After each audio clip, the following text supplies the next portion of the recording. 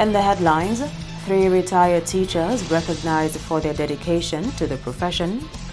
Head of the UE Open Campus calls for the appointment of teachers who have taken the time to invest in their careers. And Liat's future remains a concern as Caribbean leaders look to the European Investment Bank to fund regional transportation. I'm Andrea Louis with the Channel 5 News. Back with the details after this.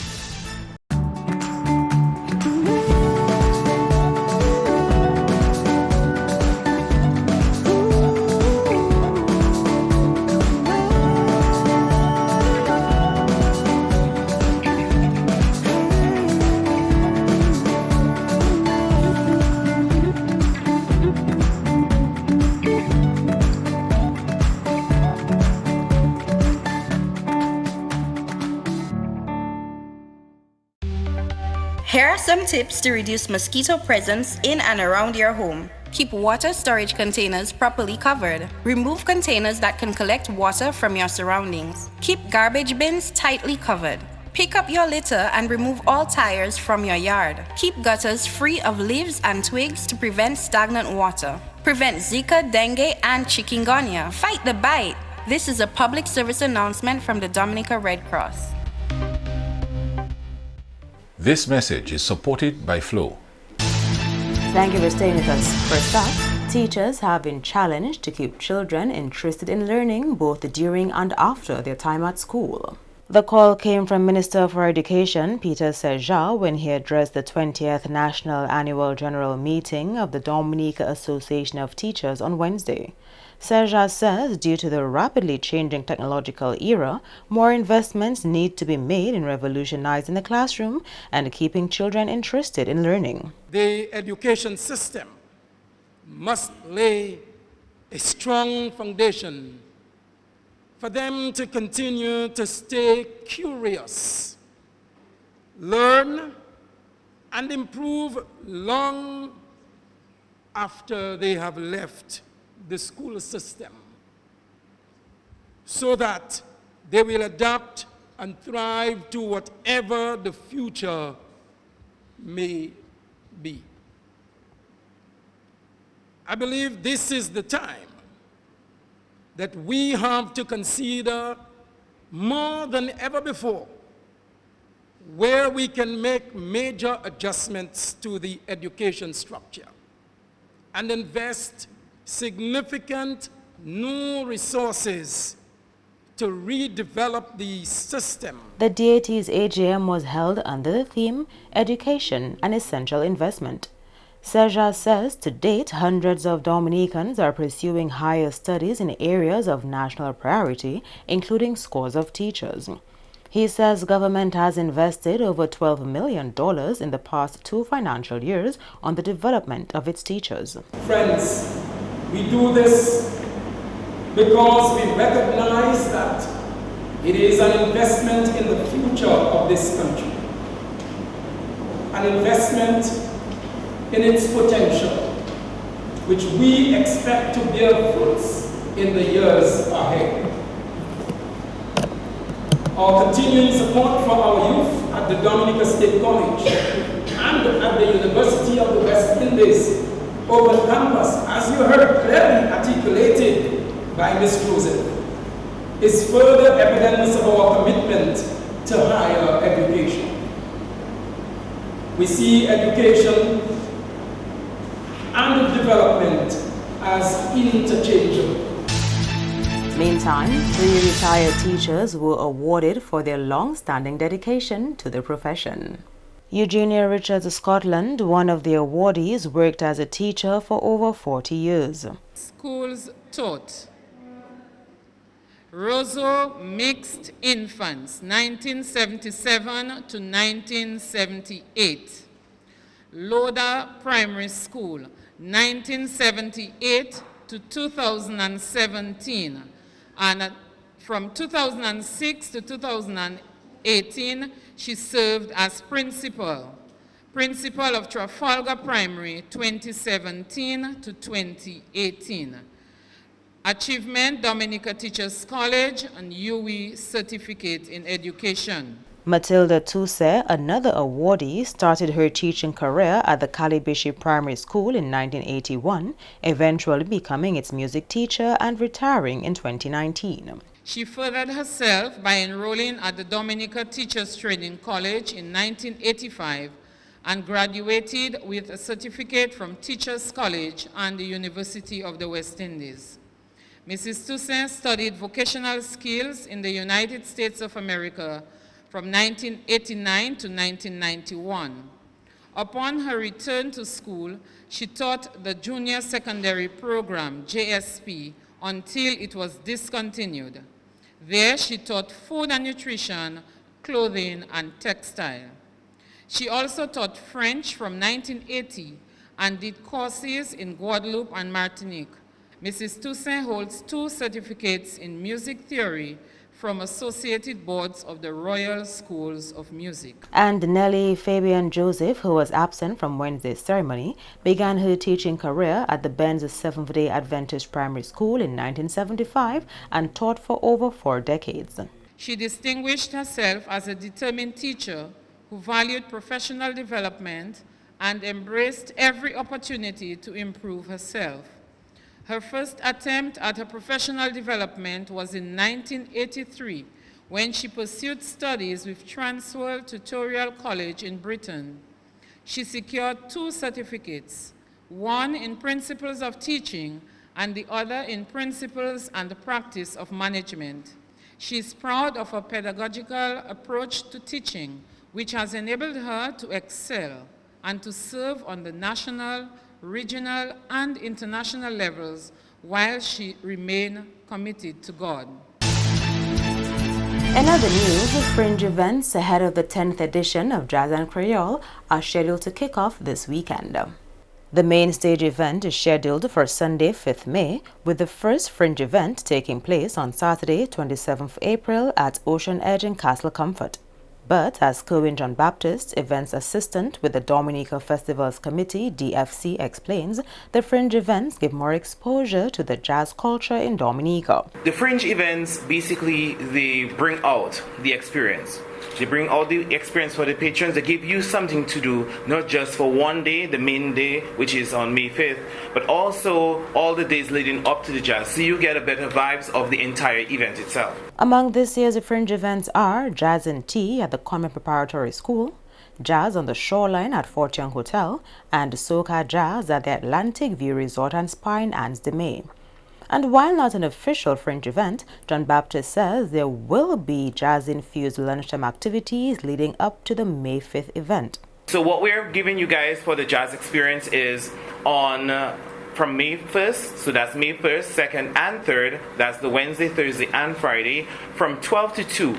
You can come down to the Old Market and you can chill and listen to some jazz music. We're calling it Lunchtime Jazz. Also, on the Thursday night, we'll be having a night with Freddie and friends at the same Old Market. In other developments, family friends are appealing for help and have set up a GoFundMe account for survivors of 27-year-old Kenny Mitchell. Julian Morris has the details. Mitchell, a Dominican living in Anguilla, died during a struggle with a 47-year-old tourist from the United States, Gavin Hapgood. Kenny was the maintenance man at the hotel where the accused Gavin Hapgood's family was on vacation. Hotel sources say on the day of the incident, Gavin Hapgood called the front desk and asked for Kenny specifically to come to his room, the place where Kenny was ultimately killed. There are still a lot of unanswered questions over how Kenny ended up dead. Hapgood has been charged with manslaughter and is expected to return to Anguilla on August 22 to answer to the courts. Kenny and Emily both migrated to Anguilla. Kenny from Dominica at a very young age and Emily from the UK. They found love in Anguilla and together had a beautiful baby girl, Miley. It's reported that the Anguilla people and the tourists who encountered the Mitchells fell in love with the family. Kenny has been described as a very happy, friendly individual. Family friends say the GoFundMe account is part of their efforts to support the Mitchell family and to do everything within their power to find justice for Kenny and his family. We looking for justice. We all overseas and in Dominica, wherever we are, the whole Mitchell family is looking for justice. Because this particular boy that died He was like a son to me. I'm his uncle. But me and his father is so close that he become like a son to me in my life, you know what I'm saying? And to see that he gone like that, it's not an easy thing. So I personally will go as far as I can go to make sure that we get justice. I do auto mechanics, as most people might not know because they know me as a bass player, but I'm in different fields. I was in Pittsburgh on a project, very rainy, and the guy told me, don't come because there's so much rain. But I still went. I did the job. But after it, when I done the job, when I went to turn around the village to go back to my destination, which is here at my home, if I leave Pittsburgh, my brother called me and told me he has news for me. Kenny's dead. I said, Kenny's dead. So I just shout, why? What happened? He told me Kenny got killed by a tourist. But he cannot give me no details as yet. So we keep getting things unfold, until we get so many false rumors. You know what I'm saying? First of all, the guy said that my nephew Kenny Mitchell attacked him to rob him. Kenny will not look at a big man's son robbing. Kenny died with X amount of $800 in his pocket. The father just gave him the same morning, same day, to pay his bills, to assist him in his bill. He will not go and rob no one because the family is always backing up the whole family. Family is backing up family, that's how we are. And the father will not allow that to happen, for him to be on the street robbing. No, they don't do that in Angola. They went to further their life, make their life better, not to go and rob anyone. We need justice for that little boy. He's 27 years old. He have a baby and a mother left behind. Who's going to look after that baby? Who's going to maintain that baby? And Victor says he tries to cope with the murder of his nephew by keeping busy with work. So the way I'm coping with it, I run my business, so in running my business, I really keep myself busy. After we fix the vehicle, like how we would do, general repairs, body repairs, auto painting on it, I would not even give it to the guys to wash. I would take it, somewhere and wash the vehicle just to get my mind occupied, because it is something that when you think about it, when things so happen, it's like it's you, it happened too, and you're alive. And you feel you're alive, you can do so much things. But to avoid doing arbitrary things, you keep yourself focused and be into something that could take your mind away from it sometimes. But when you get back into a relaxing moment, you're going to come back. Because he cannot just go like that. Caribbean leaders and the University of the West Indies, UWI, have been paying tribute to regional giant Sir Alistair McIntyre. We again join Julian Morris with more. The 87-year-old Grenadian national, who was a former UWI vice-chancellor, dedicated more than 5 decades of his life to regional development. Jamaica's Prime Minister Andrew Holness has described the former UWI chancellor as a foremost actor in our evolution as Caribbean people. Holness noted that as the former Secretary General of CARICOM between 1974 and 1977, Sir Alistair spearheaded the movement towards integration. Former Jamaican Prime Minister P.J. Patterson in his tribute said Sir Alistair was an intellectual giant whose monumental contribution to the integration movement will forever endure in our collective memory. Here is Sir Alistair McIntyre chatting informally about his early experiences of the University of the West Indies during a 2013 visit to the UWI Museum. I was chairman of the Division of Social Science at St. Augustine for 3 years. Those days, BWI left Port of Spain at 7 o'clock, stopped in Barbados on the way up to Jamaica, and I got out there and got there in good time for my 8 o'clock lecture, gave it, messed around a bit and had a cup of coffee and all that, and then went back to the airport and flew back to it was wonderful, and the students were so keen, and everybody was, full of enthusiasm. It was a very nice thing to do. I think I had about 30 to 40 students. But first year economics, elements of economics. I wouldn't swear on it, but... Who were the other tutors that were around at the time? It all depended on who I met. I knew that Alfred Sanso was there doing chemistry, although he came down for longer periods of time, of course. Was Eddie there? I can't remember. He might have been there in English. At the time, he was at cable for a while, but at the time he was there. Yeah. Richard was there. He was there. I think the inevitable Roy Auger was there. That's one point or another.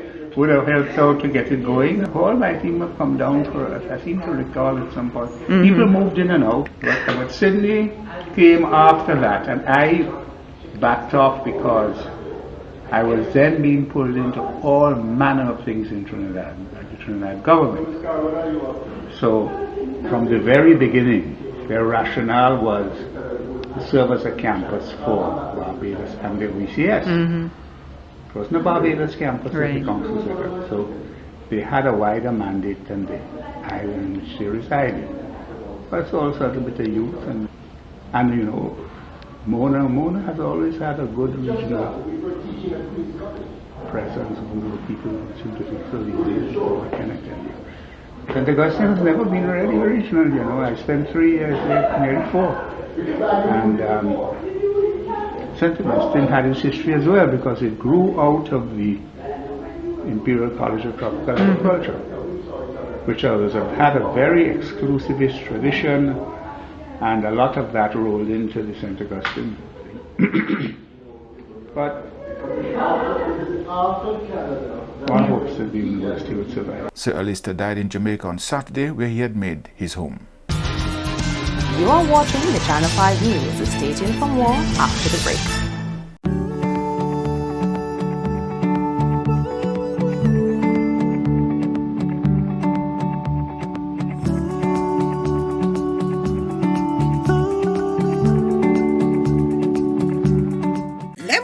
TB estene e ben tousse, moun ki en bonne santé oli ouin ka respire se vermine la. Moun ki pani bon tempérament kon sa ki ni maladie HIV, alcool, ka fume, ti mamay e grand moun bien sensible pour ces maladies ça là. Moun ki ka tousse ni pou prendre précaution le yo en parmi moun en place publique. Couvre bouche ou le ka estene et tousse. Visitez docteur et ben place santé. Fini tout traitement yo ba ou sa joine guérison et puis maladie TB. En responsabilité ou aider du bout si men maladie TB et HIV. Protéger corps et les autres. Welcome back. The call has once again been issued for the appointment of teachers in the education system. Julian Morris has that story. The challenge this time comes from head of the UWI Open Campus, Kimon Joseph. Joseph delivered the keynote address at the Dominica Association of Teachers annual general meeting on Wednesday. Joseph pointed out that since teachers take the time and money to invest in developing themselves, government should do the right thing to appoint and promote them within the education system. As much as I support teachers taking the initiative and doing degrees and training programs, we have to be real. Education costs money. And if someone is going to make an investment, they should expect the returns to be worth it. It is disheartening to continually be struggling on a small salary, forcing to make ends meet, and at the same time trying to develop yourself while waiting in line for appointments, not knowing where you stand. And if we are to be honest, we must admit that, like nurses, Dominican teachers are looking for opportunities elsewhere. Joseph pointed out the investments teachers make in themselves are to keep up with the times and deliver effectively in the classroom, hence adequate remuneration for their efforts should be forthcoming. But in my heart, I know that the teacher's investment in his or her education and professional development is worth it. Of course, I know that. It is vital for new skill development and for learning new techniques. We have to do better by our teachers. If we don't, we will lose the good ones. Teachers have to be paid better, and degreed teachers have to be paid much, much better. It is as simple as that. Meantime, Minister for Education Peter St. Jean says government views the appointment of teachers as an urgent matter. We have sought as government to put conditions in place to hasten outstanding appointments. And as you would have heard clearly articulated earlier this year by Prime Minister Roosevelt Skerrit, It is a matter of priority for us. The DAT's AGM was held under the theme, Education, an Essential Investment. Caribbean governments are looking towards securing financial assistance from the European Investment Bank, EIB, for the regional transportation sector. This comes amid concerns that shareholder governments may be forced to close down the cash-strapped regional airline Liat. Prime Minister Mia Mottley has confirmed that she has started discussions with the EIB on support for the region's transportation sector. CMC is reporting that while she did not name the struggling airline by name, she told reporters that during her recent visit to Canada and the United States, she met with the EIB Senior Vice President Alexander Stubb, adding that the European Bank has expressed a willingness to assist with regional projects.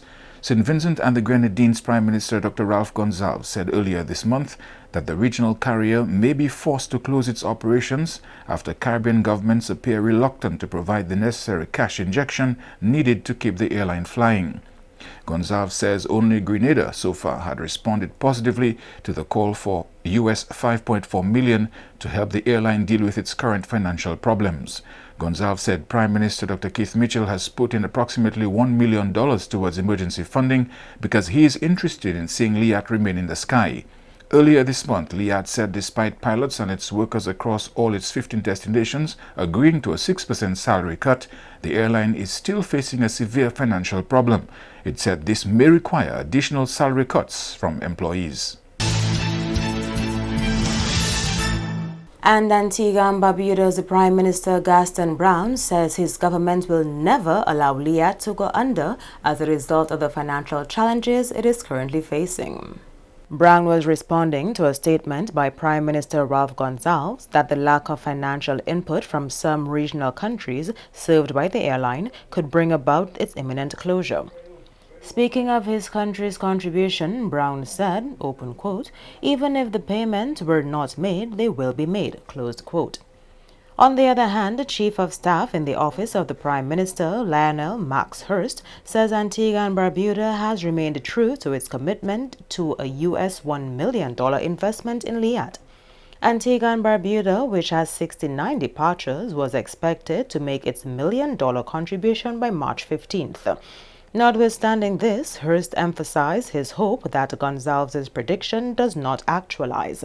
He said, open quote, there are about 700 Liat workers stationed in Antigua, and they have had a great interest in securing the jobs and ensuring that Liat continues to do the service that it has done since 1956, close quote.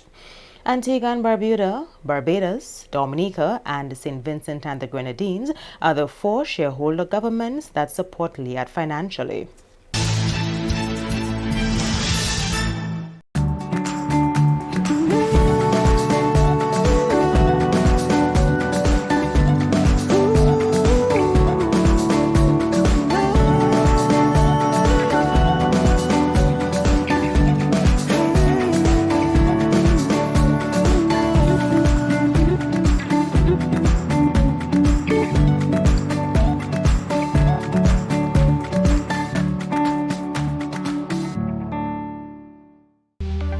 Here are some tips to reduce mosquito presence in and around your home. Keep water storage containers properly covered. Remove containers that can collect water from your surroundings. Keep garbage bins tightly covered.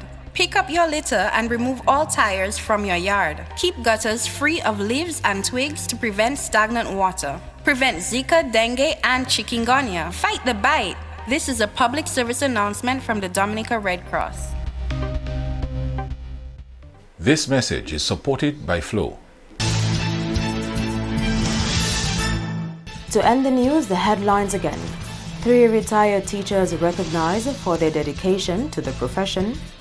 Head of the UE Open Campus calls for the appointment of teachers who have taken the time to invest in their careers. And Liat's future remains a concern as Caribbean leaders look to the European Investment Bank for funding for regional transportation. Feel free to contact us at news@marpin2k4.com. You can also access our past newscasts on our YouTube channel. On behalf of the entire production team, I am Andrea Louis, and to all of our viewers around the world, thank you so much for watching. Join us next time.